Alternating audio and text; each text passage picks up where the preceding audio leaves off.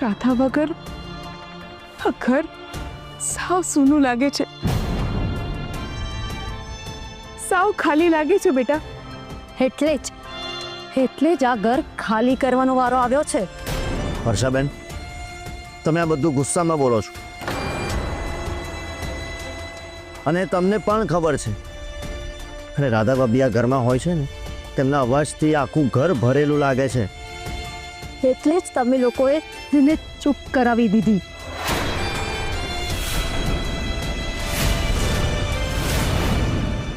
એવું નથી વર્ષાબેન, સાચું કહું તો રાધા નથી ને, તો આ ઘર ઘર નથી લાગતું. એમ રાધા વગર આ ઘર નથી લાગતું તો આ ઘરમાં શા માટે રહેવાનું? આ ઘરમાંથી નીકળી જાઓ. હું ખૂબ સભ્ય ભાષામાં તમને જણાવું છું, આ ઘર ખાલી કરીને નીકળી જાઓ.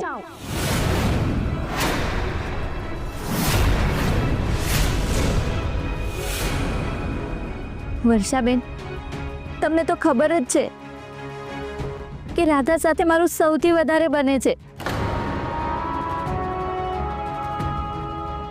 અને અત્યારે જે રાધા સાથે થયું છે એનાથી તો મને એવું લાગે છે કે મને એકલા રહેવાની સજા મળી હોય.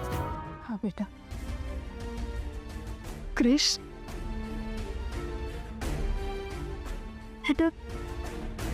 રાધાના પાડોશીઓએ પણ આપણા માટે ઘણું બધું કર્યું છે, પણ આપણે કોઈનો આભાર વ્યક્ત ના કરી શક્યા.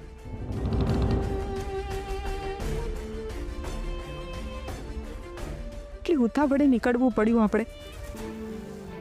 બાકી આજના જમાનામાં કોણ કોના માટે આટલું બધું કરતું હોય છે? મમ્મી, તું જરાય ચિંતા ના કરીશ. આવતા જતા હું એ લોકોને મળતો જઈશ. પણ મમ્મી, હવે આપણે જશું ક્યાં? જ્યાં આપણું નસીબ લઈ જાય.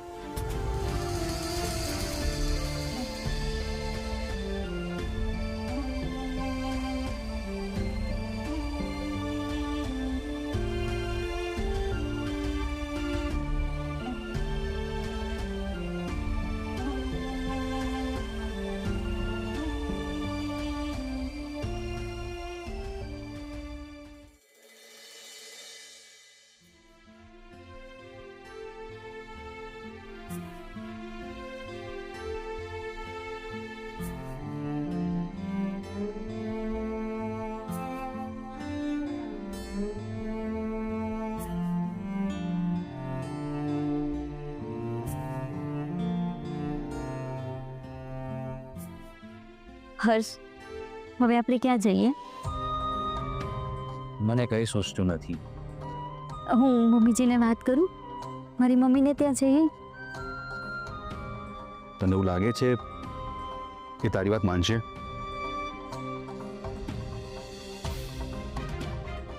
ભાઈ, હું શું કહું છું, મારો એક ફ્રેન્ડ છે, આપણે એની સાથે વાત કરીએ અને થોડા દિવસ માટે એના ફાર્મ હાઉસમાં રહેવા જતા રહીએ તો?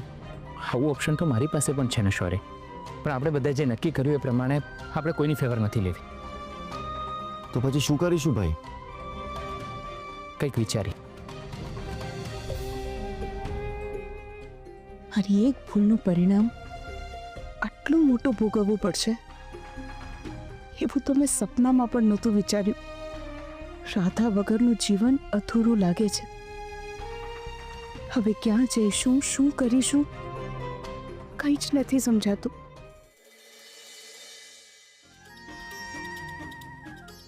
લવ, ફિયાને ગુડ ન્યૂઝ આપી દઉં. હા,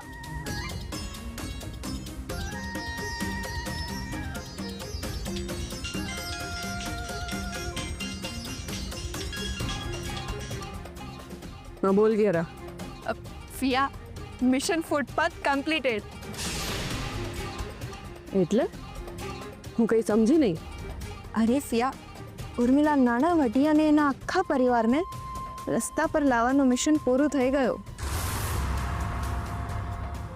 શું વાત કરે છે? હા ફિયા, હમણાં જ ક્રિશ અને એનો આખો પરિવાર એનો સામાન લઈને રસ્તા પર નીકળ્યા છે.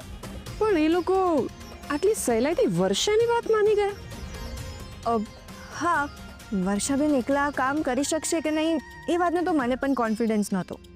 મને ખબર હતી કે એ લોકો મીઠી મીઠી વાતો કરીને વર્ષાબેનનો બ્રેન વોશ કરી દેશે.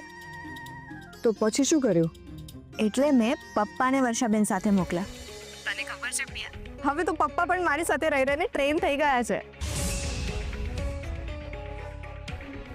કિયારા, મને આશ્ચર્ય લાગ્યું.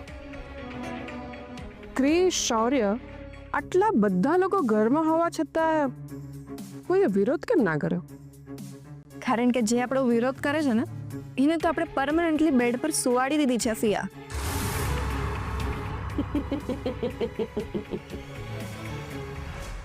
તારી વાત તો સાચી. જો રાધા હોત ને તો આટલી સહેલાઈથી ઘર ન છોડવા દે. એનીવેઝ, આપણું ઓપરેશન સફળ રહ્યું ને. Congratulation Kiara. Thank you so much Fiya. હવે મને લાગે છે કે તું આવા ડિફિકલ્ટ મિશન એકલા હાથે પાર પાડી શકે છે. તું તારા ડેવિલ ગુરુને ડિસઅપોઇન્ટ નહીં કરે. I am proud of you. Thank you so much Fiya. Sorry devil Guru. અમે લોકો તમારી સાથે નહીં આવી શકીએ. અરે ક્રિશ, આવું કેમ કરો છો? શું અમારું ઘર એ તમારું ઘર નથી? તમે રાધાને પોતાની માનો છો ને? હા, તો પછી રાધાનું ઘર એ તમારું જ ઘર થયું ને? અરે હું તમને કઈ રીતે સમજા? જો ઓલરેડી તમે રાધાના કારણે દુઃખી છો અને અમે તમારા ગુનેગાર છીએ. તમે તો હંમેશા અમારી સામે મદદ માટે હાથ લંબાવ્યો છે, પણ મજબૂર અમે છીએ કે અમે તમારી મદદ નથી લઈ શકતા. અરે ઉર્મિલાબેન, આમાં શેની તકલીફ? સંબંધોમાં શેની તકલીફ હોય? ને મેં અમારી સાથે આવશો ને તો રાધાને પણ ગમશે. હા, રાધાને સારું લાગશે ઉર્મિલાબેન. ને ક્રિશ, આપણે બધા મળીને પ્રયત્ન કરીશું ને તો રાધા જલ્દી સાજી થઈ જશે.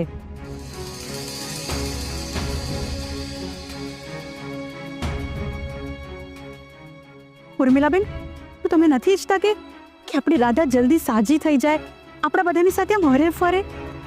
અમે પણ એવો જ ઈચ્છીએ છીએ, પણ પ્લીઝ અમને ફોર્સ ના કરશો. અમે તમારી આ વાત નહીં માની શકીએ. નહીં માની શકીએ.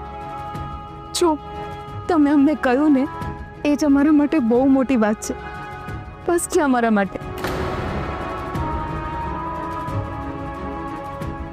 પણ નહીં, અમને માફ કરો. આ વાત અમે નહીં માની શકીએ.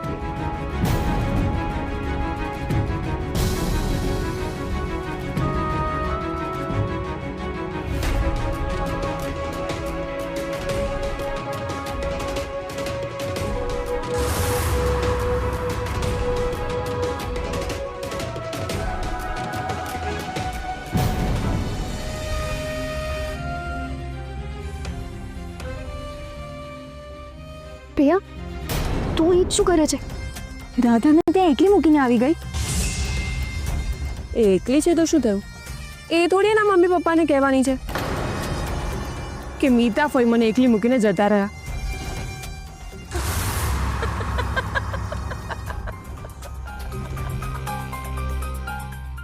વાત તો તારી 100% સાચી છે, પણ તે જોયું ને ફિયા, હું આ લોકોને રસ્તા પર જોવા માંગુ છું ને તારા ભાઈ અને ભાભી આ લોકોને ઘરે લાવવા માંગે છે. જો આ લોકો એમની વાત માની લીધી ને તો મારી બધી મહેનત વેસ્ટ થઈ જશે. કિયારા, હજી સુધી તું માણસ ઓળખતા નથી શીખી. હું ક્રિશ અને ઉર્મિલાના પરિવારને સારી રીતે ઓળખું છું. રશ્મિ અને રાજેશ ગમે એટલા ધમપછાડા કરી લે, પણ ઉર્મિલા નાણાવટીનો પરિવાર રાજેશ પરીખના ઘરે રહેવા કોઈ હિસાબે તૈયાર નહીં થાય.